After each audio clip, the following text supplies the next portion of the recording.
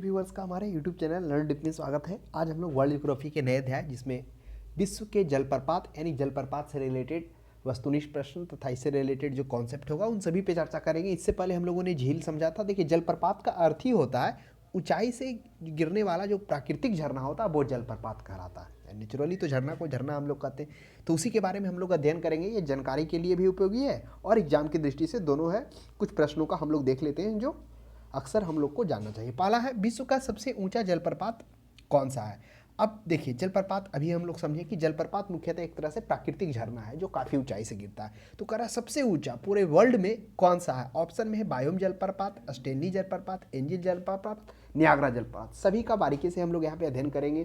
पहला जो बायोम है ये आपको कहाँ देखने को मिलेगा, बायोम जलप्रपात ये आपको देखने को मिलेगा अफ्रीका में, बायोम जलप्रपात। उसके बाद है स्टेनली जलप्रपात, यह भी आपको देखने को मिलेगा अफ्रीका में देखने मिलेगा। स्टेनली जलप्रपात जो कांगो नदी है जिसको जायरे नदी कहते हैं, वहाँ पे ये जलप्रपात देखने को मिलेगा। यानी कांगो गणराज्य में जब आप एंट्री करेंगे अफ्रीका के जो कांगो प्रजातांत्रिक जो गणराज्य है जिसका राजधानी जायर हुआ है ना, तो उसको जायरे भी कहते हैं, वही कांगो नदी पर अवस्थित है। उसके बाद है एंजिल जलप्रपात, यही एंजिल जलप्रपात है जो विश्व का सबसे ऊंचा जलप्रपात है। इसकी जो ऊंचाई है वह 800 नहीं, इसकी जो ऊंचाई है एंजिल जलप्रपात का वह कितना है, 979 मीटर ऊंचाई पर है। जब यह इतनी ऊंचाई पर होने के कारण जब यह पानी ऊपर से गिरता है उस ऊंचाई पर, तो गिरने के क्रम में मतलब बोला जाता है पानी इतना फुहारा टाइप से हो जाता है कि आसपास का पूरा क्या करता है, मतलब पूरा वाष्पोकृत टाइप से हो जाता है। इतना ऊंचाई से गिरने का मतलब काफ़ी आवाज़ भी होता है।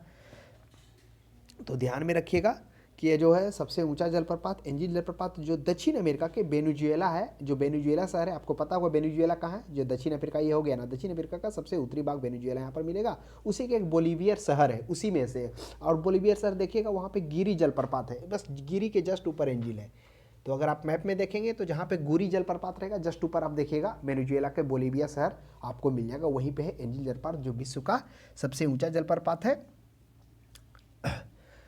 उसके बाद है ऑप्शन डी में नियाग्रा जलप्रपात। देखिए नियाग्रा जलप्रपात कहाँ है, नियाग्रा की बात की जाती है उत्तरी अमेरिका में। उत्तरी अमेरिका में कहाँ पे है, उत्तरी अमेरिका जो आप इस तरह से देखेंगे तो क्या हो गया, इधर कनाडा हो गया, इधर यूएसए हो गया, नीचे मैक्सिको हो गया। तो ये जो संयुक्त राज्य अमेरिका और कनाडा का जो बॉर्डर है आप देखेंगे तो वहीं पे आपको मिलेगा संयुक्त राज्य अमेरिका, वहाँ जो सिटी है अमेरिका का वह आपको मिलेगा न्यूयॉर्क सिटी, और जो कनाडा का सिटी टच होगा वो ओंटारियो कहलाएगा, वही अंतर्राष्ट्रीय सीमा वो बनाता है यहाँ पे है। तो क्योंकि आपको पता होगा यूएसए में मुख्यतः 5 महानतम झील है, जो क्या होता है 4 उसमें से जो टच होता है किस पर, वह कनाडा से टच होता है। जो क्रम से पूछा जाता है कभी कभी तो वह भी क्रम ध्यान रखिएगा। पहले जो हम लोगों ने इससे पहले देखा था उसमें था पहले नंबर सुपीरियर झील, उसके बाद सुपीरियर के बाद ये मिशिगन था या ह्यूरोन था, पहले था सुपीरियर झील था, उसके बाद था मिशिगन ही था, क्योंकि मिशिगन एक ऐसा झील था जो क्या था पूरी तरह से संयुक्त राज्य अमेरिका में था। प्रश्न ये भी देखा गया था। उसके बाद ह्यूरोन झील था, जस्ट उसके नीचे फिर आप आ जाइए ईरी झील था, फिर ओंटारियो झील था। तो ये उसका क्रम है, कभी कभी ये भी पूछ दिया जाता है।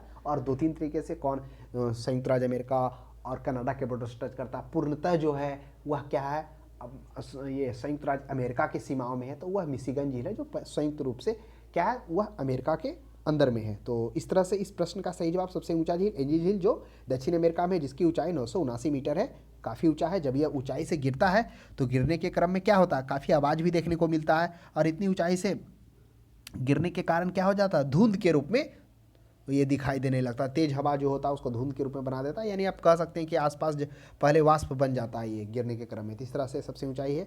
नेक्स्ट प्रश्न देखिए, विश्व का सबसे ऊंचा जलप्रपात किस देश में। अभी हम लोग चर्चा किए कि विश्व का जो सबसे ऊंचा जलप्रपात है वह एंजिल जलप्रपात है, जिसकी ऊंचाई 979 मीटर है, और यह क्या है, यह दक्षिण अफ्रीका। आप दक्षिण अफ्रीका इस तरह से आप देखेंगे तो दक्षिण अफ्रीका के जो सबसे उत्तरी शहर है जिसको वेनेजुएला कहते हैं, उस वेनेजुएला के वेलिवियर शहर है, उसी वेलिवियर शहर में आपको एंजिल जलप्रपात देखने को मिल जाएगा। अगर आपको मैप में आसानी से ढूंढना है तो यहाँ पर एक गुरी जलप्रपात रहेगा, जस्ट गुरी के ऊपर है यही एंजिल जलप्रपात।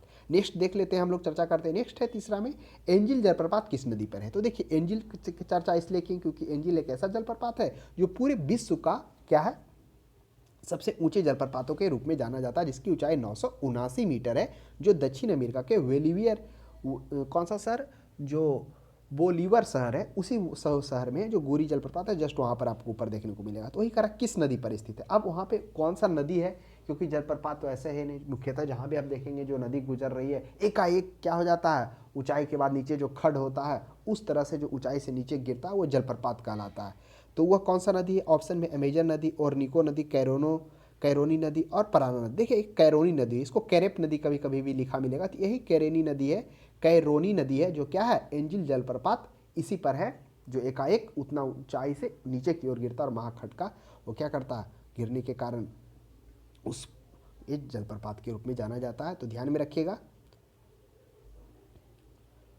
नेक्स्ट है 4 में, वायम जलप्रपात किस नदी पर? देखिए ऊपर ऑप्शंस में और था, अमेजन नदी भी था, और निको नदी था, पराना नदी था, तो ये नहीं है, यही कैरोनो नदी है। अमेजन बाद में हम लोग देखेंगे। वायम जलप्रपात किस नदी पर स्थित है? अब देखिए बायोम जलप्रपात ये इंपॉर्टेंट है, बायोम हो गया और ऑस्ट्रेली हो गया। हालांकि आप देखेंगे कि बायोम जलप्रपात को ही ऑस्ट्रेली जलप्रपात कहते हैं, लेकिन बायोम जलप्रपात और दोनों जो क्या होता है, एक ही नदी से आकर जब शाखा अलग हो जाती है तो दोनों दूरी पर क्या बनाती है, जलप्रपात बनाती है। तो थोड़ा सा हम लोग बारीकी से इसको देख लेते हैं। बायोम जलप्रपात ये है कहाँ? ये अफ्रीका में आपको देखने मिलेगा। अफ्रीका में आपको कहाँ पे देखने मिलेगा? आप कांगो गणराज्य में चल जाइए, है ना, कांगो लोकतांत्रिक गणराज्य में आप जाएंगे तो वहीं पे आपको देखने को मिलेगा वायम और ऑस्ट्रेली जलप्रपात। जो ऑस्ट्रेली जलप्रपात है वह आपको कांगो नदी, जिसको हम लोग जायर नदी कहते हैं, तो कांगो तो ऑप्शन में है ही नहीं है, तो वहीं पे आपको देखने को मिलेगा ऑस्ट्रेली जलप्रपात।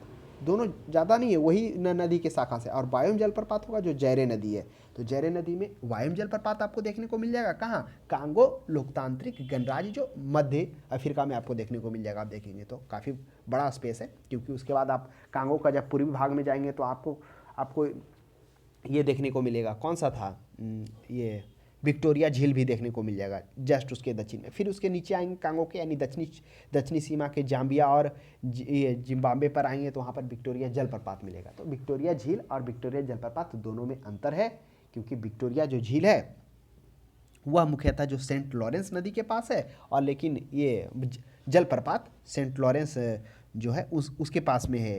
ये सॉरी सर, सेंट लॉरेंस नहीं, जेम्बेंजी नदी है, जो जेम्बेंजी नदी जो जिम्बाब्वे और जाम्बिया जो है उस क्षेत्र में, जो जेम्बेंजी नदी वहीं पर विक्टोरिया जलप्रपात बना है। तो वो अंतर है, विक्टोरिया झील ऊपर है, विक्टोरिया झील आपको ऊपर मिलेगा। कहाँ पर? आपको ऊपर आ जाइए, युगांडा, तंजानिया और केनिया, उसके मध्य में मिलेगा, और वही विक्टोरिया झील आपको जाम्बिया और जिम्बाब्वे के बीच में मिलेगा। तो दोनों ऐसा नहीं, आप एक समझिएगा, दोनों अलग है। तो बायोम जलप्रपात हम लोगों ने देखा कि बायोम जलप्रपात क्या है, वह था जैरे नदी। जब अफ्रीका की बात हुई तो अफ्रीका को लेकर हम लोगों ने स्टैनली की भी चर्चा की ली, विक्टोरिया झील की भी चर्चा कर ली, और विक्टोरिया जलप्रपात की भी चर्चा कर ली है। नेक्स्ट देख लेते हैं अब ऑस्ट्रेली। देखिए आगे ना ऑस्ट्रेली जलप्रपात। अब ऑस्ट्रेली जलप्रपात किस नदी पर है? तो ऑस्ट्रेली जलप्रपात आपको देखने को कौन मिलेगा? कांगो लोकतांत्रिक गणराज्य, जिसकी राजधानी जायर है, वहाँ पे आप जाएंगे तो देखने को मिलेगा ये जो जायर कांगो नदी है, वही कांगो नदी को हम लोग जायर नदी भी कहते हैं। इसी कांगो नदी पर, जस्ट कांगो नदी बढ़ रही, तो आप मध्य में देखेंगे तो वहाँ पर अगर आप मैप में देखेंगे ऑक्सफोर्ड का तो ब्लू कलर का रहता है, स्ट्रश डैश रहेगा, तो वहीं पर आपको देखने को मिल जाएगा मैप में। तो ऑस्ट्रेली जलप्रपात कांगो में है।